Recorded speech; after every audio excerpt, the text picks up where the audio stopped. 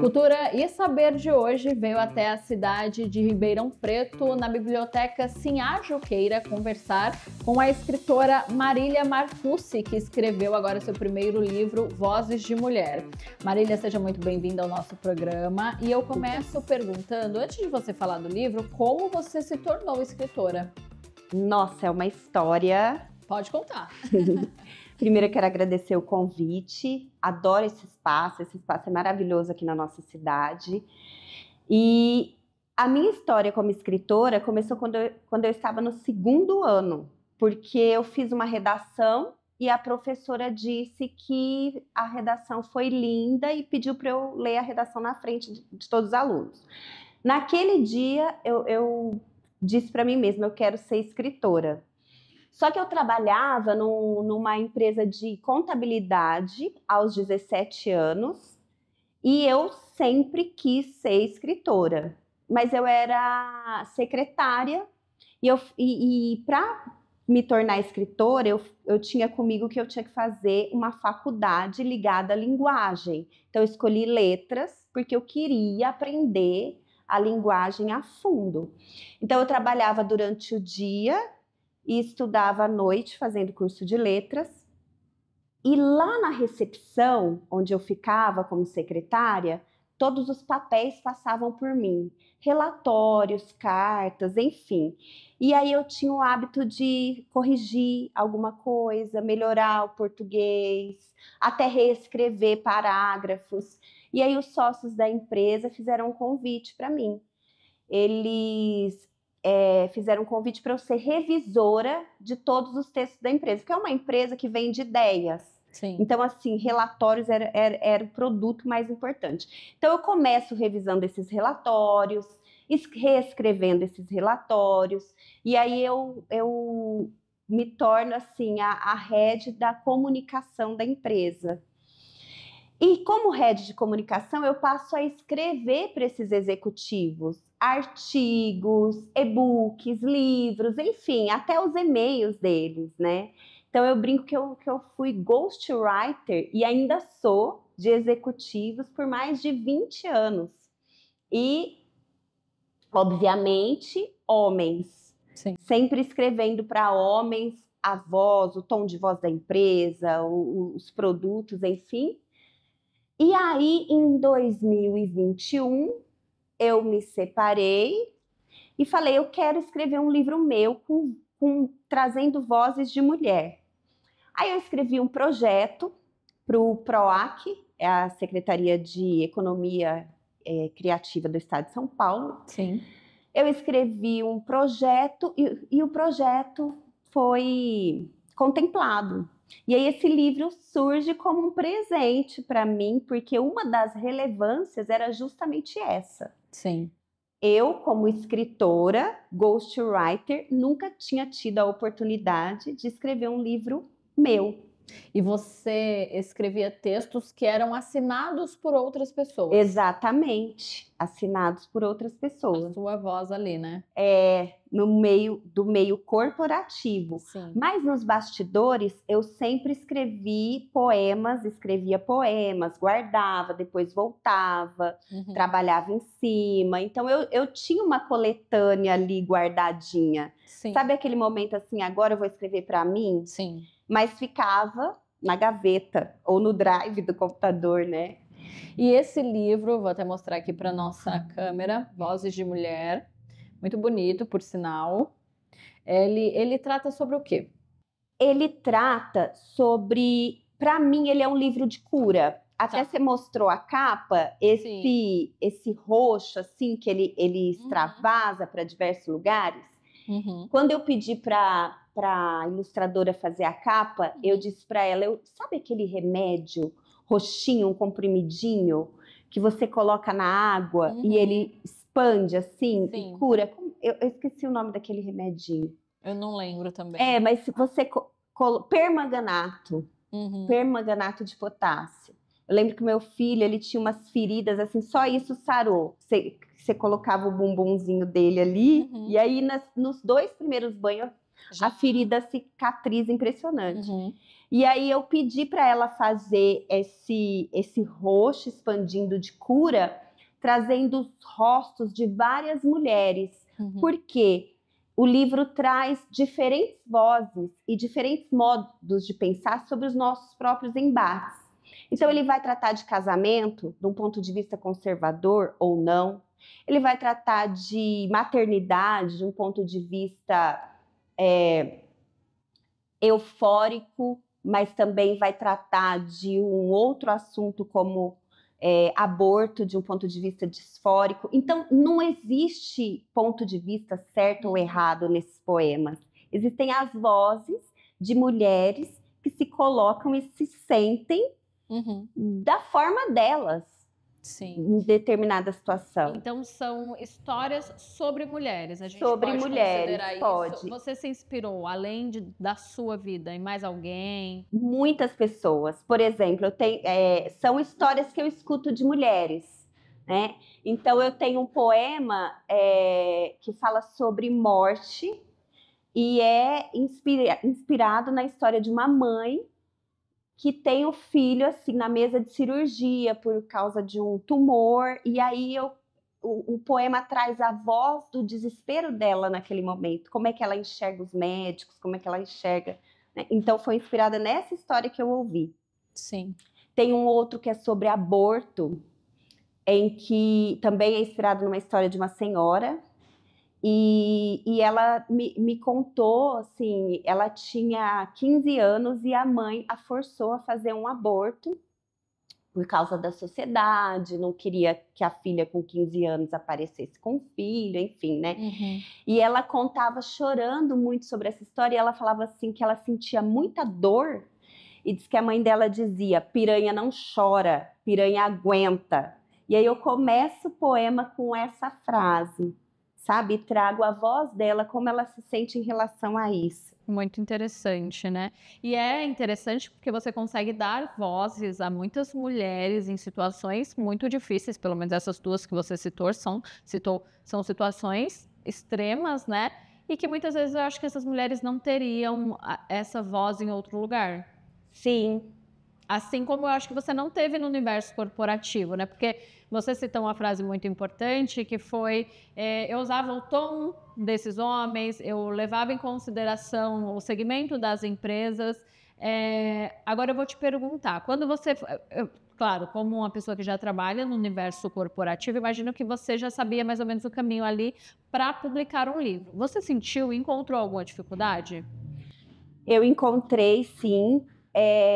Na realidade, antes de escrever o projeto, porque, por exemplo, esse livro ele foi publicado de forma independente. Eu escolhi uma editora, mas eu não precisei passar por um crivo tradicional de convite da editora. Entendi. Então, quando você escolhe o caminho independente, o custo é muito alto para o escritor. Porque você tem que assumir a tiragem, no meu caso. Sim. Então, quando eu fiz o projeto, eu desenhei, eu coloquei uma planilha de quanto ia custar. Tudo. A tiragem gráfica, a ilustradora, até o meu honorário. Sim. Tudo eu fui colocando, e como eu fui contemplada com o valor total para a publicação do livro, inclusive lançamento, coquetel de lançamento, eu não tive dificuldade. A minha dificuldade foi escrever o projeto para que ele... E eu me lembro que havia 150 inscritos e somente 5 foram contempladas. Bastante. Então, a dificuldade, eu acredito que esteja aí. Neste momento. Mas, de qualquer forma, você passou em um edital, né? Imagino que esse caminho, a gente sempre pergunta, porque o caminho, acho que para a arte, aqui no Brasil, ele não é um caminho tão fácil, né? Você encontrar editora, como você disse, tem a questão dos custos de impressão, dos custos gráficos, dos custos com artes, então acho que não é um caminho tão fácil viver de arte aqui no Brasil, por exemplo. Não. Não é disso que não você é. vive. Eu até sou formada em teatro, já trabalhei em várias peças e sempre com edital. Sempre com o edital? Sempre com edital. Eu conheço vários grupos de teatro, de circo, porque eu sou formada em teatro também. E o caminho que o pessoal escolhe é sempre o edital. Porque de forma independente é muito o custo é alto. Uhum. E aí nós temos essa opção do edital que força, assim, não é só o trabalho de ator, atriz ou escritora, no meu caso, mas é o trabalho de produtora, como é que eu falo? Criadora de projetos. Sim. Eu não fico preocupada só com a minha criação em si da arte, como no caso do teatro, mas você tem que se dedicar também a criar um projeto que possa ser aceito. Exatamente. Mas, de qualquer forma, esse é até um caminho, né, para quem está em casa nos assistindo. Esse é um caminho para quem tem, por exemplo, hoje um livro escrito, tem poemas ou qualquer outro tema e não sabe que caminho seguir, né? Exatamente. Esse caminho eu recomendo.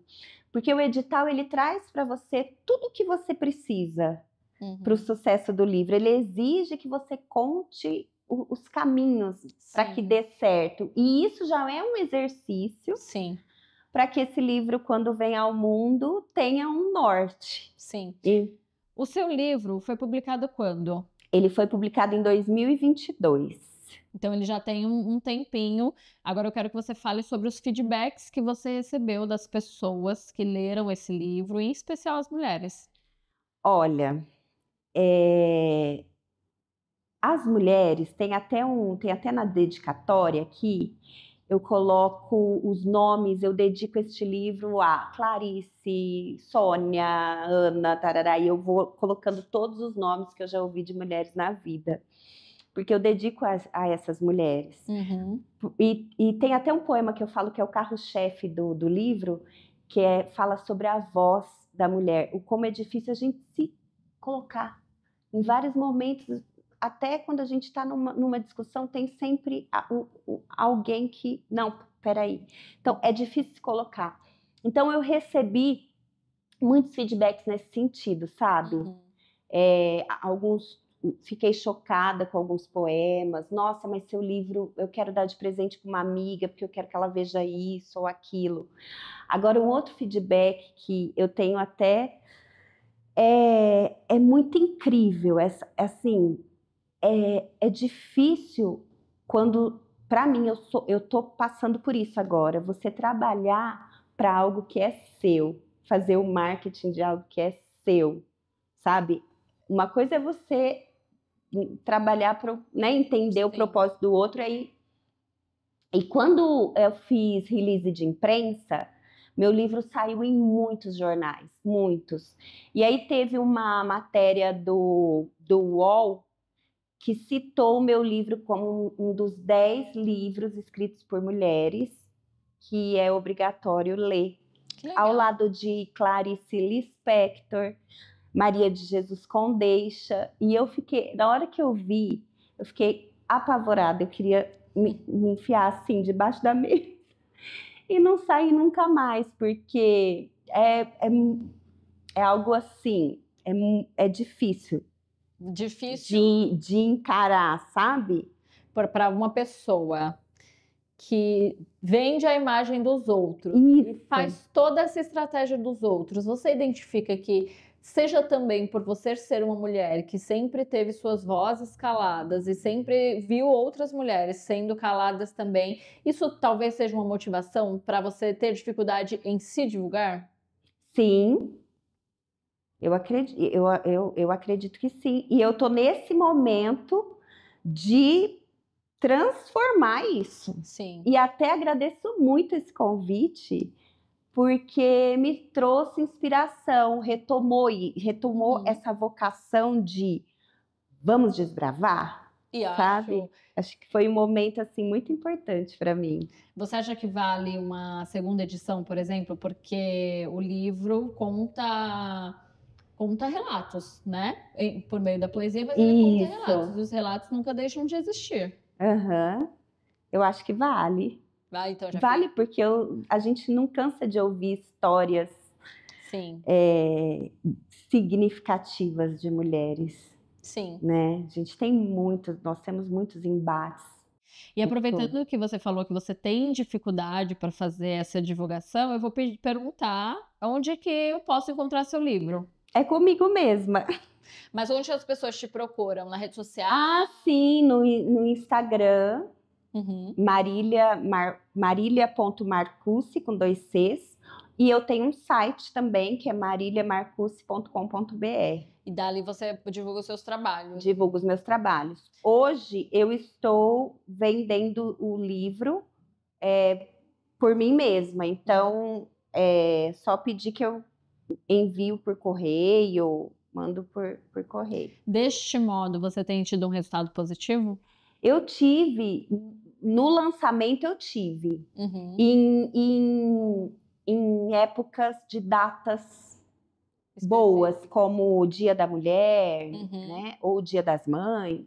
Aí você teve esse resultado. Tive. Antes que eu esqueça, porque eu já estava quase esquecendo, você falou que tem um poema que é o Carro-Chefe. Você Sim. lê ele pra gente? Leio. Por favor. Eu adoro É ele. bom que instiga quem tá em casa, já fica com vontade de comprar e ler os outros. Ele se chama Quando a Voz é Canto. Eu gosto de explicar um pouquinho, porque quando a gente explica, porque a poesia ela tem um quê de mistério, ela precisa ser desvelada, como se fossem camadas, né? Sim. Então você vai, e a cada vez que a gente lê, a gente encontra signos diferentes e tudo mais. Então eu gosto de dar um norte. Eu fiz por muito tempo aula de canto. E o canto, a gente quando encontra a nota certa, a gente atinge, né, essa simbiose que acontece entre a voz e o instrumento, ela é tão perfeita que ela reverbera no corpo. Sim. Né? Sentir a nota no corpo é algo muito mágico. Então, esse poema, ele traz essa sensação. Suponhamos que a mulher precise se colocar. Então, quando ela se coloca e expande a voz da forma como ela tem essa sensação de transcendência, tudo a nota fluindo como um canto. Maravilha. Então, agora eu vou ler. Meu grito não veio da boca, saiu das bochechas, testa, cabeça, até chegar à nuca e transpassar meus véus, no agudo, só para deixar de sussurrar no corpinho que me puseram. Fecha as pernas, menina. O problema é que, além das pernas, me fecharam a boca, como se a minha voz não tivesse escala, como se as minhas notas fossem dignas de outras notas, como se as minhas mãozinhas só servissem para fantoches longe das teclas do meu piano. Mas as minhas mãos cresceram e a dedos largos cavaram fundo, nota a nota da minha liberdade estrangulada, fazendo emergir sons por toda a parte do corpo, como vulcões em maré fresca. Assim agora é a minha voz, um gozo indissociável entre som e espaço, uma coletânea de vai e vens entre peles, uma dança incessante das minhas próprias saias, porque eu nunca mais vou me calar, não agora que eu sou canto. Que lindo! Ó, parabéns! Amei! Obrigada, você gostou? Adorei! Adorei, muito bom. E é o que você falou, né? São camadas. Passam diversos pensamentos aí. E eu acho que esse poema ele pode mostrar várias histórias, né? Por trás dele. Muito, muito bom. Foi o primeiro que você escreveu? Não, deste livro não. É quase um desabafo. Esse é quase um desabafo. Mas esse é a cara do livro. Eu falo que ele o livro, para mim, é como se fosse uma procissão de vozes de mulher. Então, esse é a largada. Depois eu termino com em que eu trabalho a metáfora de um espetáculo. Uhum. E aí é como se nós, mulheres, saíssemos encaminhada, falando sobre o nosso espaço, a nossa voz, e aí nós chegássemos em algum lugar e fincássemos um mastro. E aí o último poema traz esse mastro. Muito Eu procurei bem. fazer Deu esse certo. caminho. Ficou ótimo. Agora, a gente está falando aqui para uma TV de uma casa legislativa, né? Que é a Assembleia Legislativa de São Paulo. A gente não pode deixar de falar sobre isso. Eu vou perguntar para você, como não só como escritora, como poeta, como artista também, né? Você disse que é formada em teatro. O que você acha que precisa melhorar, por exemplo, para o incentivo a todos os tipos de cultura, inclusive a leitura, a prática do teatro, a escritura, enfim? Eu acho que começa em algo que é de conceito e entendimento. Por exemplo, cultura, para mim, é tão importante quanto a saúde, educação. Então, eu vejo assim, olhar para a cultura e para a arte com esse mesmo, com essa mesma importância. Porque assim como eu vejo isso, assim como nós precisamos de saúde, cuidar, sabe? Cuidar do coração, cuidar do estômago, cuidar do corpo, nós precisamos de cultura, nós precisamos de arte. A arte é fundamental para a nossa sobrevivência. Sim. Fundamental. Ontem eu estava vendo um vídeo curto no Instagram do Casagrande, aquele comentarista da Rede Globo de futebol. De esportes. De esportes. E ele falou que ele conseguiu sair das drogas e do álcool por meio da cultura, porque ele tinha uma psicóloga que era um acompanhante terapêutica, porque o caso dele era tão crítico com as drogas que ele precisava desse acompanhamento mais forte psicológico. E ela falou, a primeira receita que ela deu foi: sábado e domingo você vai ao teatro.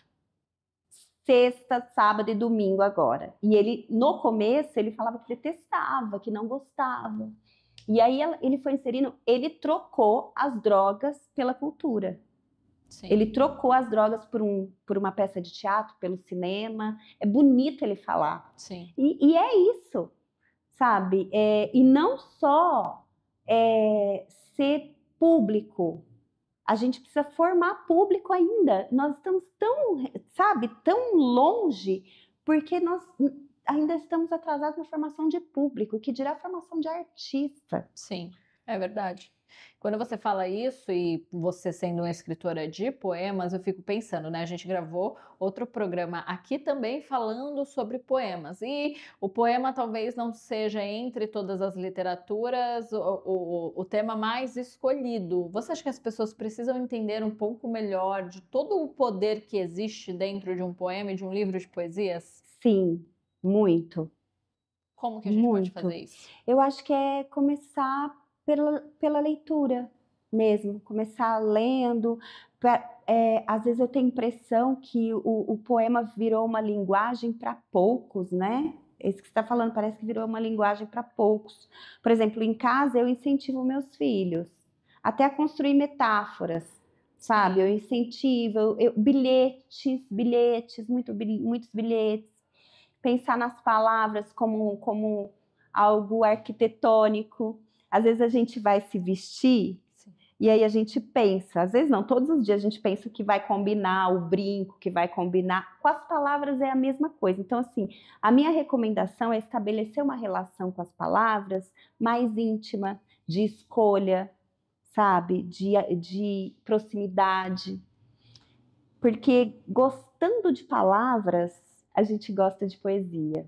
É muito bonito isso que você falou, porque de fato, às vezes a poesia ela parece que pertence a um público, não sei talvez a palavra correta agora, mas um público mais culto, talvez. Elitizado, também não sei se cabe, mas que é um público... Não é. Não. E a sua poesia me parece que não, né? Sua poesia me parece mais popular, já que ela conta histórias diversas. Sim, sim. Muito bem. É isso. A gente está chegando pertinho do final do nosso programa. Se você perdeu alguma parte, a gente sempre lembra que ele está completo no nosso canal no YouTube, Rede Alesp. Neste momento, a gente está falando sobre o livro da Marília Marcucci, ela que é moradora aqui da região de Ribeirão Preto e que é poeta e que escreveu esse livro, Vozes de Mulher, primeiro livro, eu espero que seja o primeiro de muitos, tá, Marília? Muito interessante, que traz poemas sobre realidades de mulheres e sobre vivências tanto dela, né, Marília, quanto de outras mulheres. Então, acho que esse livro não é só para mulher também, né? Não, não, não. Até para o homem que deseja entender como que são profundas as questões da mulher. Eu acho que cabe muito para um homem, com certeza. Então é isso. Marília, quer deixar um agradecimento, um recado final? Quero. Um recado final, até retomando a pergunta que você fez, como aproximar a poesia do dia a dia. Olha isso aqui, olha que livro fácil de carregar. E geralmente os livros de poema, eles são... Põe na bolsa, sim, coloca no porta-luva do carro, e aí vamos trocar o celular por um livro de bolso, um livro fácil de carregar? Já é um caminho, né? Arrasou. Acho que eu quero finalizar com esse recado. Gosto disso. Eu adorei seu recado. As suas redes sociais, Marília Marcucci, com 2 Cs, né, no final, Marcucci com um I. Então, se você se interessou por este livro, gente, pode procurar na rede social dela, que ela falou que entrega, hein? É isso aí. A gente vai cobrar. Marília, muito obrigada pela sua participação. Eu que agradeço. É isso, gente. Então, a gente vai ficando por aqui, mas a gente se encontra na programação da Rede Alesp. Até mais!